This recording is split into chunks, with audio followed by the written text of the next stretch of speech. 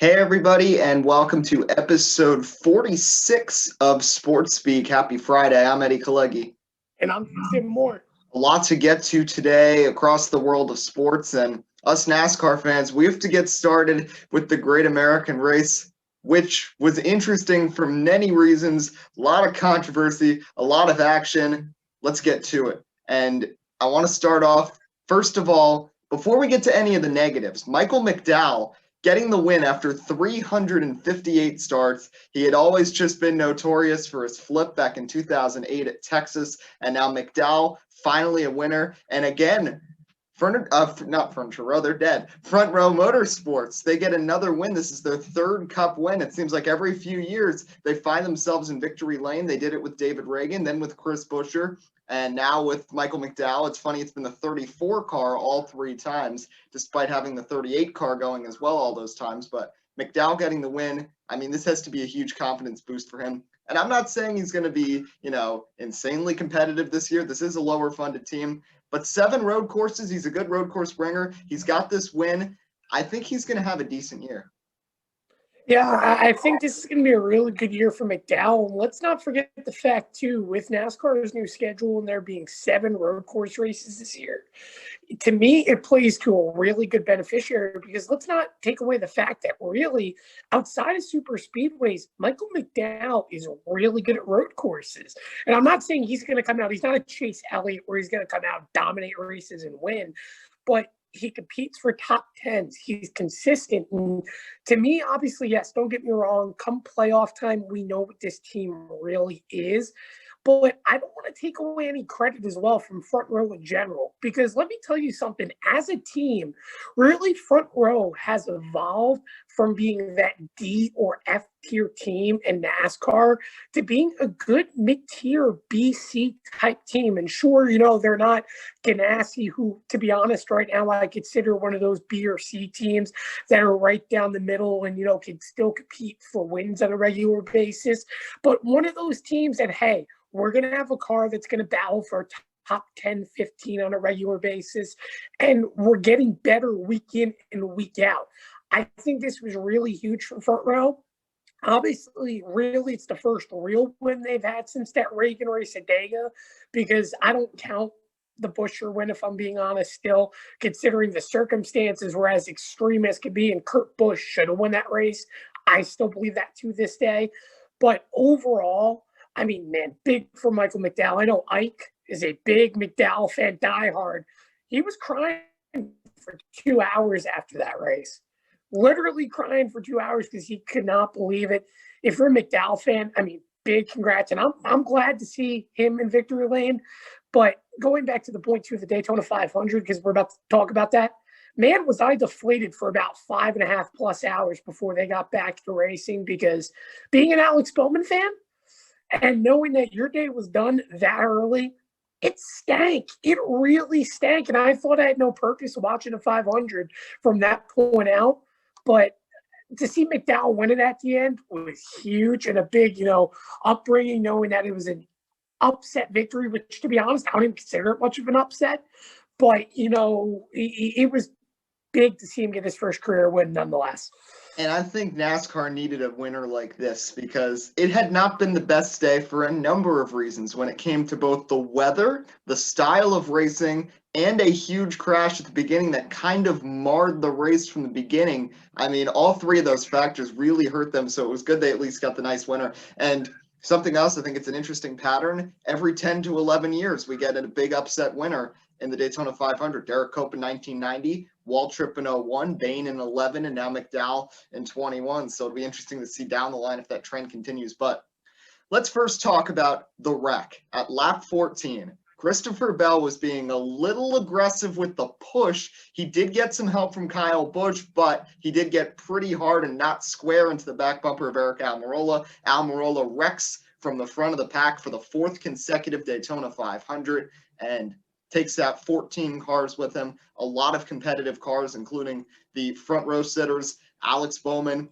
and William Byron getting torn up, Martin Truex Jr., Almirola, Tyler Reddick, just to name a few, Ryan Blaney, Matt DiBenedetto, tons of people that we expected to be contenders. Ryan Newman back in the 500 got taken out.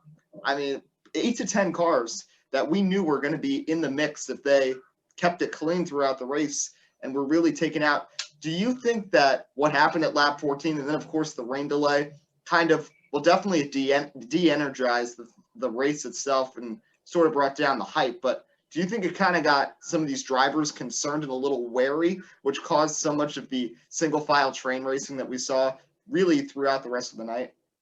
Yeah, I think it was a big factor in making everyone concerned because in that instance on lap 14, obviously, you're trying to see what you have and whatever. And Bell was a little bit aggressive on the push, and you destroyed 14 plus good race cars. And I mean, and I'm not saying that, hey, these cars were going to all win the race or be there at the end. But really, we saw some of the fastest cars in the entirety of Speed Weeks all damaged in that wreck. Bowman, your pole sitter, gone. Eric Almirola, who dominated his duel, gone. Obviously, McDowell even got some damage, even though he didn't get tied up and he bounced off the wall. We thought that could have been a factor. William Byron, his car was really destroyed and never rebounded. Kurt Busch, same thing, and so many others. And I think that once they got back from that 5.5-hour rain delay, that really did impact because it was a matter of, okay, we know we've got to get to the end. If we don't get to the end here, there's going to be a problem. And I think the big thing, too, for once, out of the entirety of the weekend, once these drivers knew that rain wasn't going to be the factor, that really, to me, also was the telling tale of, okay, we're going to be patient and just get to the end of this race. I think if rain was still in the forecast, Eddie, if I'm being honest, I think we would have seen more aggressive pack racing, especially throughout the entirety of stage 2. But that accident as a whole definitely had an impact, in my opinion, of how the rest of that race was going to be raced because it just became a matter of, and if I'm being honest, I think the closest comparison was, remember that year when Greg Biffle almost won the Daytona 500 on fuel strategy? Mm-hmm. It's that same kind of tempo, the same year as well as Kurt Busch. Kurt Busch, when he won his 500, it was, all right, we're going to come down the strategy and we're just going to hold our ground until we get to the end because that's all you can really do in these races today. Yeah, and there were a lot of teams, especially like, for example, Bubba Wallace, who, he's a driver who wanted to be aggressive, get to the front, but after seeing what happened, first of all, good move by him and Denny Hamlin to drop to the back right at the beginning to avoid that melee, because they probably would have been right in the middle of that had that not happened. But drivers even like him, Hamlin, Chase Elliott, some of the more aggressive plate racers, they were calm. And I know there's fans that might be frustrated with how it went, but you've got to think about it psychologically from a driver's perspective too, and from a team's perspective. When you see nearly half the competitive cars wiped out 15 minutes into the race, you don't want another thing like that happening. You at least want to be around towards the end, which is why I excuse them stage 1, stage 2, and a good part of stage 3 for the single file train racing. But Tim, I know you're pretty passionate about the finish to this race as well, because they stayed single file till literally the last possible moment on the final lap, other than a couple moves from Hamlin and Wallace. They stayed in single file, and then basically what plate racing has come to now, the one move triggers a massive accident. And for the second straight year, the Daytona 500 ends in a huge fiery crash. Yeah, the way I look at it too, if I'm being honest, Eddie, this goes back to my point that I say time and time again now today is team racing really means nothing at a restrictor plate track. And it means something in terms of strategy. But the big thing that I like, and I know Keselowski and Logano are not on great terms right now, but to me, both of the Penske cars wrecking each other there for the win shows the fact that it wasn't going to be one of those situations where we're just going to stay in line and hope one of our teammates win. Keselowski made a move because, let's be honest, to me, that was Brad's best chance ever to win a 500. If he didn't win it there, he may never win a Daytona 500 in the rest of his career. Logano's already won a 500. We know that. But Logano's also known for being the aggressive one, not just in the lead, but being the guy that makes the push to try to get himself. The fact that both of them in that moment had to do whatever they could and ultimately results in a wreck. It stank, but at the same time, it's a product of what we see today. Yes, you're teammates, but you're not going to sit there and be complacent behind someone when you're racing for a win. And the fact of the matter is, and I just want to bring up a point too that you brought up before about fans complaining about this style of racing. Well, let's not forget this. There has to be a solution if you're going to complain about it. Fans had a problem with the tandem racing because the cars went way too fast, and then you saw what happened to Carl Edwards, and ultimately fans could have been killed as a result, as well as the race car driver. Well, okay, we knocked down the horsepower and we pack them all together. Well, now we have 30 cars on average a race getting damaged, and maybe 10 or so clean cars there at the end of the day. So what is this solution going to be? The reason why cars are single file on the final lap is because of the fact of the matter, we can't trust with the aerodynamic problems we have today of that everything is so aero-based and that you have to side draft to get ahead of someone, not slingshot like the old days.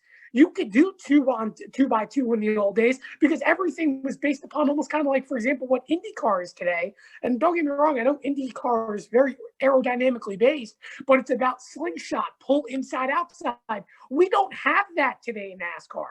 So if we have a solution with today's technology where we can go back to that old style racing, I'm fine with that. But don't complain about drivers being single file if you don't have a solution. And to me, that ending was great because we saw an upset winner. But at the same time, I think what made that ending even more great, not because of the crash, was the fact that, yes, they were single file all race long, but they went for it at the end. Chase Elliott wasn't lifting. Austin Dillon made a move. Other drivers went for it. It's just the aspect, in my opinion, fans are complaining because it was one lap and not like that Talladega race that we saw the first race back from the pandemic. That was by far one of the best plate races we've seen in a long time. So to me, there's got to be a solution, and it's that simple. That ending is as a result of what we have with today's package, and you're just going to have to deal with it. Yeah, the rain, the wreck, the package all culminated in that. But overall, I still enjoyed the race. One thing, I'll have you answer this in a second. I'll start. Teams that impressed you the most during Speed Weeks. And I'm going to go with Spire Motorsports because when they came around 2 years ago, there were high expectations with the team. And yes, they got that win with Justin Haley. And when you talk about wins that don't really count in your book, you're talking about the Chris Buescher one. How about the Justin Haley one? But that's another story. But, this team has steadily improved. And they expanded to a 2-car team, and both Corey LaJoie and the veteran Jamie McMurray got top 10s in the Daytona 500. And it's not just because of wrecks either. They were up in the main pack for the vast majority of the race, and were up there in their respective duels as well. And in a season where we already complained about this last week with the charters, you've already got 4 Rick Ware racing cars every single week, plus Quinn Houff. At the very least, at least the Spire cars now are more competitive, and it's another Chevy team that can compete up there that are kind of comparable to Germain Racing and Go Fast Racing, which have recently shut down, but they're nice replacements there. Those are the 2 drivers that impressed me the most throughout Speed Weeks. Tim, how about you? Yeah, I would have to agree. Definitely Spire was very impressive. And I know this is essentially a one-off for Jamie McMurray, but to be honest too, after the incident in which McMurray got involved with on lap 14, I didn't really see that car coming back. I didn't really think that they were going to be competitive, but yet here they were. And might I add too, they dropped out of the main pack and they raced their way back to that pack there for the end. And I was real surprised they were able to stick and, give as well, a lot of credit, to that entire team between the 770 team because they had a lot of speed. They really did. LaJoie was fast. And I think, too, LaJoie's another one that's starting to come up. He has the right opportunity, right time. And I think that was huge. In terms of another team, I would say that really surprised me. To be honest, it has to be Bubba's team. 23XI Racing did a good job. Give them credit. Now, listen, they made a mistake in the final pit stop. Bubba had a loose wheel. Okay. But if you told me Bubba wouldn't have crashed this week, I would have called you insane. He made a lot of rookie mistakes, let's be honest. He did a very good job managing his spot, proved that car had a lot of speed. But that car should have crashed at least 3 or 4 times this week. And the fact that it didn't is a big testament to Bubba Wallace, first off, but also a big testament to that team and how good of a car they put on that track. And to me, he was impressive because my expectations for this team this year was, and I know Speed Weeks is Speed Weeks, but I was not expecting them to show up and be competing top 5, top 10 speed at Daytona, especially given Toyota's and what their plans are for race day. Their plans are not top speed. It's meant for race package, just as Denny Hamlin proves. But yet they were fast. And now going throughout the rest of the season, I'm excited to see what that team has to bring, because I have a feeling we're going to really start seeing the best of Bubba Wallace. And I'm not saying that he may win a race this year, but this team's going to be competitive, and he could be competing for a borderline playoff spot with the way things are shaping out early on. Yeah, big speed, but we talked about these 7 road courses on the schedule. That doesn't really help bode too well for Bubba Wallace. He has not had a great history at road courses. He's gotten better, but the infamous crashing into the barrier in 2018 multiple times at the Roval. He has gotten better, though. I will give him that. But one last thing on the NASCAR front, they're still in Daytona. Now they're racing the road course. Of course, they ran the road course just last week in the Clash, and it was that thrilling finish with Kyle Busch going to victory lane. Chase Elliott won the race last year. We know he might be the class of road course drivers. Tim, do you think he gets it done this weekend, or do you think somebody else gets through to win it? I would like to say it's going to be Chase Elliott, but if I'm being honest, I'm really worried about this race in general, Eddie. Because let me tell you something, I know I've already said a lot, but I don't mean to bash NASCAR, but this may have been the dumbest idea I've ever seen NASCAR come up with. You added turtles into the bus stop. Turtles. How do I put it like this? We already know how turtles wreck race cars, especially in the Daytona, what do they call it? The Daytona turn 4 corner, whatever the last little 2 corners are that they added on. But the ISMA cars, which are beautifully handling cars, the LMP2s and so on, they at times can't even make the bus stop and take it wide and run through the dirt. Now you're going to tell me you're going to add turtles because NASCARs, which are more illy handling, should be able to make that corner no problem without hitting the dirt? That's like going to Watkins Glen in the bus stop and saying, hey, by the way, guys, we're going to add turtles. It's already bad enough we're running a 1:54 plus lap times, and at the end of the runs, it's 2 plus a lap. Now we're going to knock off 2 to 3 more seconds a lap as a result. And yes, I get it's a 70-lap race. But why NASCAR? Why? It's bad. I mean, listen, the grass is dangerous enough about tearing up these splitters. Now we're going to add turtles and make even more internal damage. It's the dumbest idea I've seen. And let's put it like this. It may work at the Roval, because these corners are tiny at the Roval, but we saw how the Roval destroyed race cars. Daytona does not need to destroy more race cars. That's what Speed Weeks is for. So needless to say, it's going to be a coin flip, Eddie. I don't know who's going to win, because that bus stop is going to be dangerous. It's a guarantee, especially if it rains. Yeah, if they're in the rain, that especially trucks and Xfinity in the rain potentially dealing with that bus stop, that would not be too good. And here's the thing. I'm not too concerned in some ways about the turtles being there, but the fact that it's the first time they're racing with the turtles, these drivers, especially the first few laps, they're not really going to know how to negotiate it. And now what I also just do not understand. Now, I know there's a lot of controversy with why they're not doing practice or qualifying this year, and NASCAR has their reasons, and they limited it to certain tracks. I don't know why you wouldn't pick Daytona Road Course as one of the tracks, especially when Xfinity has never raced there before. And the Cup Series, it's only their second time, and it's a different looking layout now with these turtles. I think these drivers need at least a couple laps because I get nervous, 40 drivers bearing down on that turn for the first time on lap one, coming in completely blind, especially if it's poor weather. Could be all kinds of problems, but could definitely be a chaotic race. But I still think it's going to come down to the typical road course drivers, Elliott, Truex, Hamlin, Blaney, the ones that typically run the best there. But let's shift gears a little to the NBA. And there was a huge game last night. And the Brooklyn Nets, I just cannot figure out this team. They are now 7-0 against the 8 current Western Conference playoff teams. Yet they're a combined 0-7 against the Grizzlies, the Hornets, the Cavaliers, and the Pistons. I don't understand this team.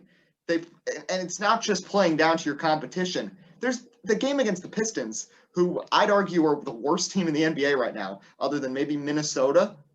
They got destroyed. They were down 23 points in the first half. Yet the Lakers, the Clippers, the Warriors, the Bucks, the Celtics, all these teams, they're beating handily. And it's not like some of these games they have their stars, some of their games they do not. They were without Kevin Durant against the Lakers, and that game was never in question. Yet they had all 3 of the big 3, both games against Cleveland, and lost both games. It's really difficult to explain this team, and clearly they've got the number of the Western Conference, and clearly they can win big games. But if you want to get to the finals to play a Western Conference team, you got to get through the East. And that's what concerns me, because there are some very talented teams towards the bottom of the Eastern Conference. Even the crosstown rivals, the New York Knicks, who are putting together a pretty solid year. Miami, I know they've had a slow start, but they'll probably get into the playoff picture eventually. They're starting to come together. There are teams that I think the Nets could get tested by, because they have had a history throughout the season of preparing well and taking down really good teams, but just completely just not showing up against teams that they expect to beat. Yeah, you know what? To me, that's the most confusing part about the identity of the Nets this year is that it's like, to me, and to be honest, I listen to WFAN a bunch too. This is a constant topic of discussion. And the thing is, Eddie, is like, how can you turn around, play such good defense against the teams that matter? And statistically speaking, the Nets against bad teams that are non-playoff teams right now are, I believe, right now currently second per game, or second worst, that is, in the league per game in points allowed to teams that aren't in the playoffs. But then they're around in the top 16 against good competitive basketball teams that are competing to make the playoffs. And to me, it is just astonishing, because is it game planning? Because you already mentioned, is it game planning? Do you focus only on the good teams and say, all right, well, whatever we do against the bad teams, so be it? This is what concerns me moving forward. The Nets are going to be a high seed in the East no matter what way it plays out. The East this year is just weaker. It's that simple. So the fact of the matter is, listen, I'm starting to give up on the Nets being a 1 seed, if I'm being honest. They have the talent, but they don't have the consistency. But what I am most worried about for any Brooklyn Nets fan is going to be this. Come the first round, rather if it's a 1, 2, 3, 4. Hopefully it's a 4, if I'm being honest, because you may play up to a 5 seed. But if you're a 2 or even the 1, how am I going to be confident that you're going to beat the 7 or the 8 seed when you can't beat the worst basketball teams in your division, because you always play down to them? And sure, they'll have time to game prep for a series, but this is a consistent issue. And to be honest, this is the only good basketball team I know, Eddie, that has this issue. I can't recall a championship winning team over the last 10 years in the NBA that turned around and consistently lost to bad basketball teams, but then could beat all the good ones. It doesn't make sense to me. And I would really start to worry, because I know this defense for the Nets is already bad as it is. But now you're telling me that you're convinced, come the postseason, that this team's going to be okay, especially if you're Steve Nash, and I'm not convinced. It is a disaster waiting to happen, and an upset that is definitely working in its future of a 7-game series. For example, what happens if, the Nets play the Heat in the first round? We know what Miami did last year, but the Nets will play down to their opponents. It's concerning. It really is. Yeah, and it's so weird. Like you said, it's such a dichotomy from previous teams, especially with a bunch of stars. Sometimes, they might not mesh so well and they won't play well against the good teams, but it really, in any sport, we've never seen this before, where a team can be so dominant against the defending champs, against the defending conference champs, against the Celtics, against the Warriors, against the Clippers, against the Bucks, beat all of those teams, yet struggle against teams that they should beat. And I still think the worst one, the Pistons game. The Pistons are they were 5-23 last time I checked. I think they got a couple wins since then. But still, that's the worst team in the Eastern Conference. And the fact that they were down 23 in the second quarter against that team with all three of their stars on the floor is insane. And, if you're going to have the off game maybe once, that'll happen. It's basketball.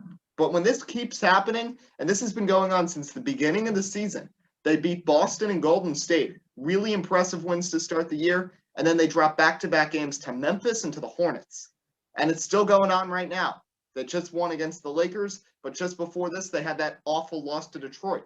It's a full season thing that's going on here, and I'd be concerned. And sure, it's nice you're beating the Western Conference teams. It can help you with seeding. But then again, with the way the Nets are playing and with this current strategy, it seems like that they play well against good teams and they play well against good teams and bad against bad teams. I'd almost want a slightly lower seed so you could have a slightly better team to play against. And I'll tell you right now, you do not want to be playing the New York Knicks in the first round of the playoffs, especially since Governor Cuomo said fans are allowed at the games. The Knicks fans who are so upset about everything that happened with Kyrie and Durant and Zion, that was their original plan. Of course, none of that happened. You don't want to have to deal with going to the Madison Square Garden and having to play them, and then them coming to your arena, and likely a decent amount of the fans showing up in Brooklyn being Knicks fans, because you know how the situation is, even with the superstars for the Nets. And as a Nets fan, it's unfortunate to me, but the Knicks still believe that they own this town, and they still try to get as many fans in there as possible for these net games. And if they matched up in the postseason, which currently, as of the other day, they would. Now the Nets have moved ahead of Milwaukee into second in the East, so that has over because the Knicks are the 6th seed. But still, you don't want to have that matchup. But I want to talk a little about the West quickly, and then we'll finish off with a little baseball. The Lakers playing well, but Anthony Davis out, and now they reevaluated the injury. He's going to be out for the next 4 weeks. So he's gone through the All-Star break. And while the Lakers are playing well, the Utah Jazz just keep on winning. And we know the Jazz have had some letdowns in the postseason before. But do you think this might have been finally the year that the Jazz have gotten everything to come together, even after there was discrepancies between Donovan Mitchell and Rudy Gobert, rumors last year that one of them would get dealt? They're both still there. They're both having career years, and the Jazz have the best record in the NBA. Is this finally the year it's come together for Utah? I think I'm going to keep my source of negativity for Utah, hoping that positive things continue to happen, Eddie, if I'm being honest, because after the offseason, I came into this year thinking, well, all right, they turned around, they did absolutely nothing this offseason. When you really think about it, I mean, they brought back Derek Favors, big whoop, player that used to be on your team, and they maybe made the defense slightly better, but that was it. There was no big playmakers. I mean, you bring back Clarkson from last year, and yes, Donovan is Donovan, Gobert is Gobert, but I didn't see this team making any progressions. But yet some point after Donovan struggled early this year slightly, and they lost to the New York Knicks and the Brooklyn Nets back-to-back games, this team just came to life. I mean, literally came to life. And for the record, all of the Jazz's losses this year, except for one, has come to under 500 basketball teams that are terrible. I mean, they lost to the Memphis Grizzlies. That was another team they lost to. I think they had one loss to Dallas still, if I'm not mistaken. The only winning team I think they lost to was maybe, I don't remember if it was Golden State. Well, of course, the Nets. I can't count out the Nets. The Nets are a winning basketball team. But I think the only other loss was maybe, I don't remember if it was, maybe it was Phoenix. I think that was the other loss that they had. And that's it. And they've come to life, and they've done a very good job this year playing defensive basketball while still being productive offensively. And to me, it's like I want to continue my negative mindset, hoping that keeps their success.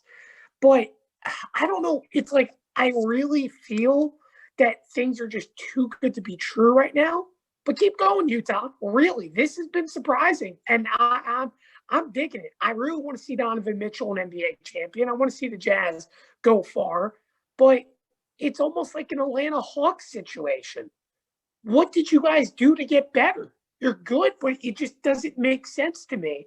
And that's what concerns me the most, because statistically speaking, there is no statistical proof why this team should be the number one seed in the NBA right now, other than the physical fact that they just happen to keep winning games. And that's all it really is. And let's talk about shifting lastly over to baseball, a team that it's pretty clear why they've gotten better. It's the San Diego Padres, who just continue, it seems like every week, and it's back and forth between them and the Dodgers that a move has to be made. The Padres and Dodgers alternating, signing pitchers. Then the Dodgers bring back Justin Turner, which seemed kind of dire. It looked like the Mets, the Brewers, and others were going to engage for Turner, but he returns on a pretty big contract. What do the Padres do? Nonchalantly give Fernando Tatis 14 years, $340 million. I mean, don't get me wrong, he's a talented player, but 14 years when you already have this massive contract with Machado, it's shown the Padres are willing to spend and willing to commit to this young core, and they believe they are going to be good for a long time and go on a run just like the Dodgers have over these past few years. What do you make of this? And overall, who do you say had the better offseason, the Dodgers? I'm sorry, I was going to say, well, let me ask you first. Did you even know it was possible to do 14 years? Because I'm being honest, I didn't know that was possible. Well, it keeps getting higher. There was the one with 12, then it was 13. I forgot. I think Trout got 13, and then now Tatis gets 14. So we'll see who gets 15 next. So do we think the MLB is going to turn around eventually down the road and say, all right, now we're going to put year limits on contracts? I know fans are already complaining they want cap space rules and everything else, which makes sense, and maybe it's down the road, or down the road future-wise for baseball. But it'll be interesting. But to answer your question, I think the Dodgers still win this offseason, because let me tell you something. That pitching staff is still really good. You add Trevor Bauer, that's a plus. And then you turn around and you still find a way to bring back Justin Turner. To me, that offense is still always consistent. That pitching's even better. And let's not forget, too, they added Tommy Canley. Canley, when healthy, is a really good bullpen piece. And you look at throughout the rest of the bullpen. I mean, really, when you think about that, your biggest question was Kenley Jansen and how consistent he would have been going last year. That's a really big plus for your team. And the Dodgers right now, they have it all said and done. Now, I'm not going to discredit San Diego either. They got pitchers. They needed pitching. Blake Snell, huge acquisition. You turn around Tatis. To me, here's the thing about the Tatis deal, Eddie, though. Does it become a Mike Trout situation? Does it end up becoming that way? And I know it sounds whatever, but if San Diego falls apart, what do? You can't trade Tatis away then. He's stuck there. That's what they just did. Well, yeah. But it's really hard to compare the Padres and Angels situation, only because the Padres are looking at a young core. The Angels just expect to bring in guys who were successful 5 years prior and just go with that and not worry about pitching. Okay, when's the last time the Padres won a World Series? Been a long time, but they're building a young core. When's the last time the Angels won a World Series? Been a long time too, but listen. I'm talking about right now. I'm talking about what's on both teams right now. The Angels over the last 10 years, they bring in Albert Pujols, they bring in Ohtani, and then it's just a lot of back marker guys to try to fit in, and they typically turn into guys that were successful years past. Think about Justin Upton. Think about this year getting Dexter Fowler, guys who were successful 5 years prior. The Padres' strategy right now, you bring in one established veteran in Manny Machado, you establish veteran pitchers. The rest of that team is mainly homegrown. Jake Cronenworth, Trent Grisham, Fernando Tatis Jr. It's two completely different strategies. And I think there's more room and more time that you can kind of give to the Padres situation for Fernando Tatis Jr. to not necessarily be stuck there, because the Padres, I think overall, are a much better run team and in a much better place than the Angels have really ever been in the time that they've had Trout. Yeah, no, I mean, they're very well managed right now, and they're in a good place. But let's also not act like that the Padres haven't gone full out into, trying to make their team a powerhouse before. Let's not forget the failed experiment where they brought in the Uptons, and then on top of it brought in Matt Kemp and all these other pieces just for what ended up becoming failure, and then what happened ultimately. What I'm saying in general is that if this is to fail again down the road and they don't get an NL West championship in the next 3 years, forget about a World Series ring, because as long as the Dodgers are still alive, right now they are still the stronger team until the day Clayton Kershaw retires and half of that roster disappears. The Padres are going to have to do a lot of improving still with what they have. But regardless of the fact, is that if they don't win and they're not successful and you start trading away pieces, you can't trade away Tatis. No team is going to want that contract. Not because they can't afford it, not because they're not going to want the player. It's because they can't afford it. It's that simple. You can't afford a Mike Trout contract. I mean, the Yankees fans cry that we can't afford Giancarlo Stanton's contract, and he hasn't been worth it. No one's going to want Garrett Cole for his contract that we've traded away for. No one's going to trade for Trevor Bauer. So the fact of the matter is my point is that if all goes wrong and San Diego doesn't get what they're expecting, it's going to result in failure. And we're kind of seeing it right now. Obviously, the Boston Red Sox, a team that is a prime example of let's spend now to win. What happens in Boston? How did that turn out? He lost Mookie Betts. Now he makes money in which he'll never get traded ever again. And you look at all those deals that they made. Boston can't trade Xander Bogaerts. Although he's a lot less money at the time, his contract was big for a shortstop. You can't really do anything with him. You can't trade Chris Sale. Why? Because you gave him a big deal, and now he's falling apart. But you spent all that money for success, and then it turned to failure down the road because it came back to bite him. And that's my point about San Diego that I'm worried. You gave a big contract to a superstar player that down the road you may not be able to get out of. And that's my big worry. Okay. Now, here's the deal. I understand what you're saying, but there's also how the MLB has just been trending over the past really, I'd say about 5 years. It's ever since Giancarlo Stanton, Arenado, and maybe even before that. I think it really started with Troy Tulowitzki when he got a major contract.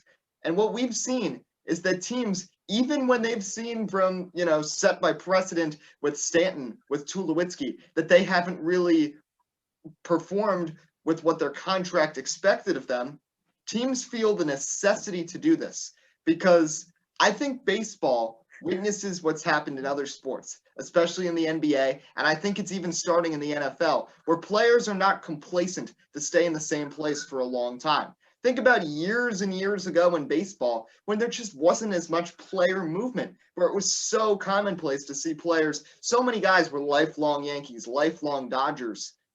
There are teams that are willing to make the sacrifice of paying some extra money to be able to lock in a star because they don't want to see them leave, because there's so many outlets if you give someone a shorter contract. Of course, there's trades, but for them to make their own decision, they can enter free agency. If they become arbitration eligible, you have those hearings, you get into all of that. There are so many ways for a baseball player to back out and get out of a shortened contract, which is why I think these teams feel the necessity to get into a long-term deal. And at the same time, there's so many players who I think are very happy with signing this contract at this point. If they're going to be paid this much money, I mean, if I was a player, if I was 21 years old and then told I'm going to make $25 million a year until I'm 35, regardless of how well I play, you can't turn that down.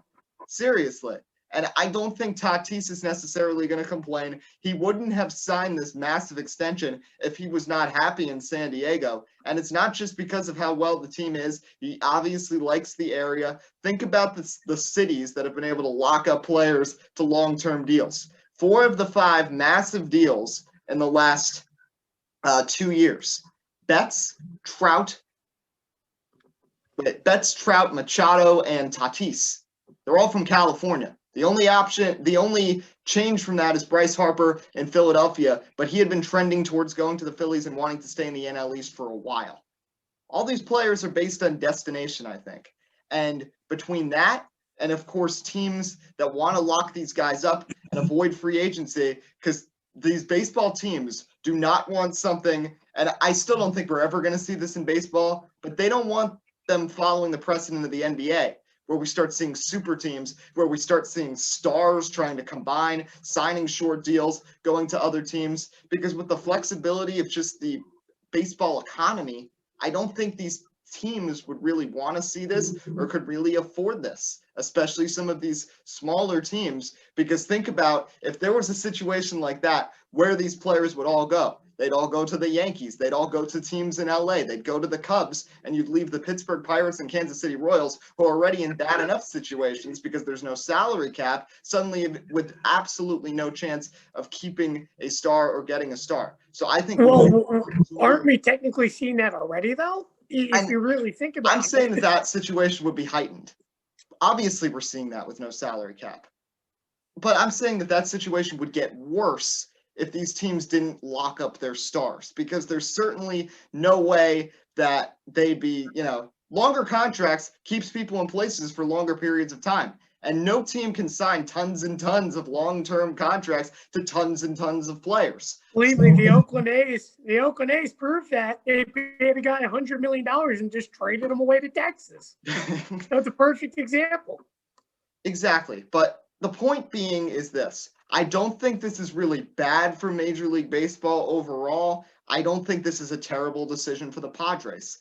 I know we might have our disagreements here, but I think Fernando Tatis being there for the long term for the Padres is a great fit. I really don't see how you can compare this to the Angels, because the Padres are much more sound. And I also don't really see how we can compare this. You can come back at me years down the line if this doesn't pay off for the Padres. But I really can't see how we can compare this to the first AJ Preller free agency experiment, because yes, he brought in some guys with talent, but they were all on the back ends of their careers.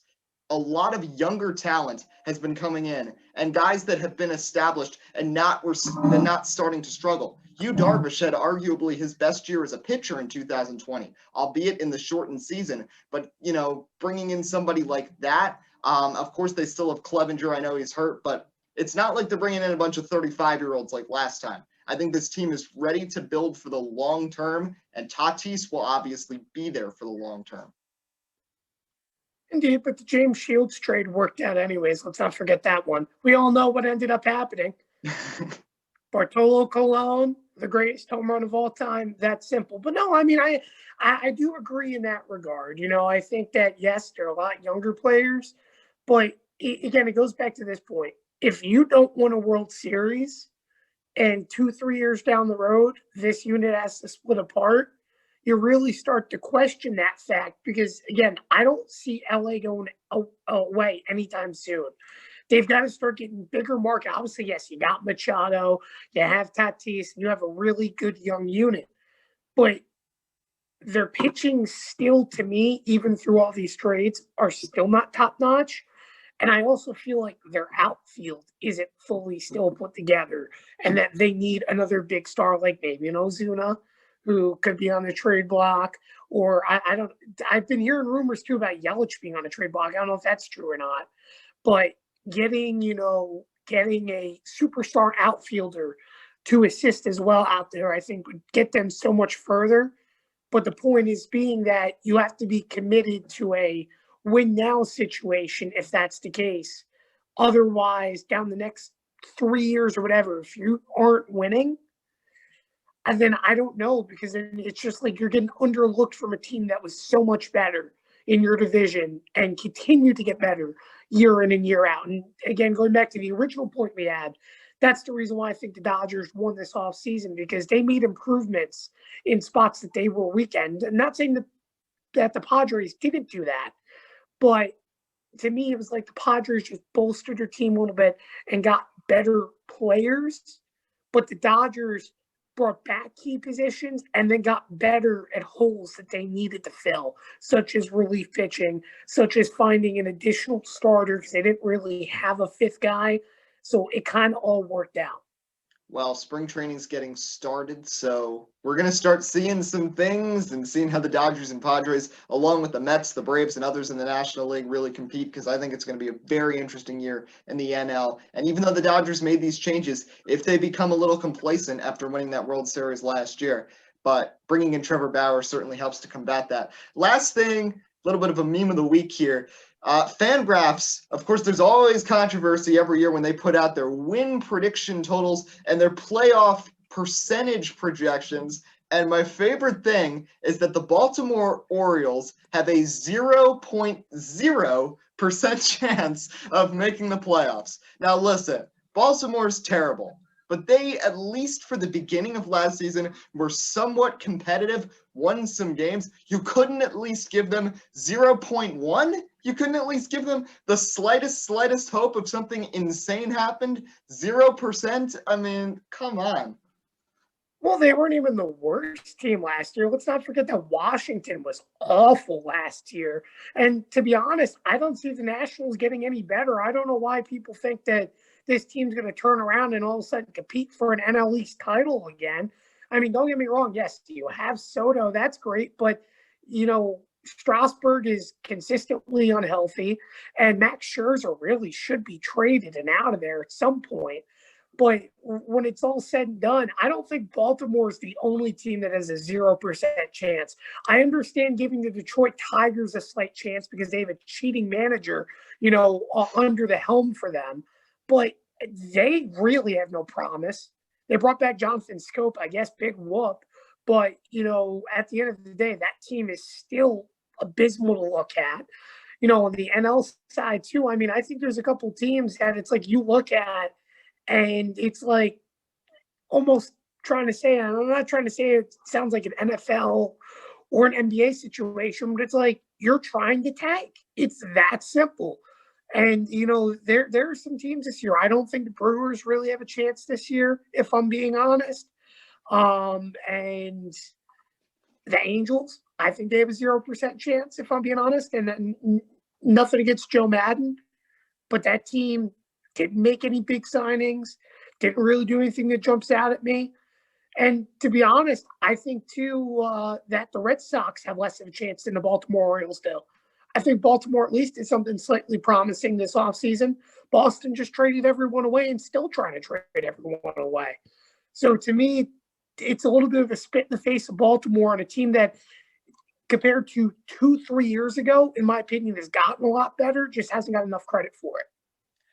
Well, there's certainly a lot to talk about with baseball, and we'll have more throughout the month of March leading up to the season. We'll be back next week. We'll get a guest on the show, so you can follow us on Twitter at SportsSpeakLive for the latest on that. And also in the month of March, March Madness, we'll be sharing our brackets and talking to some esteemed analysts to try to crack it all down. They just announced that there's going to be fans, a limited capacity in Indiana for the March Madness. So definitely cool to see for that, especially since last year, no March Madness. Great to see it back. But that's all on the afterburner. We'll get back to that later on next week. We'll recap the Daytona road course, all the latest news in basketball and baseball. And like we said, we'll get some sort of guest on, so you can stay tuned for that. But until next week, I'm Eddie Kalegi. And I'm Tim Moore. Wishing you a great rest of your weekend here on Sports Speak.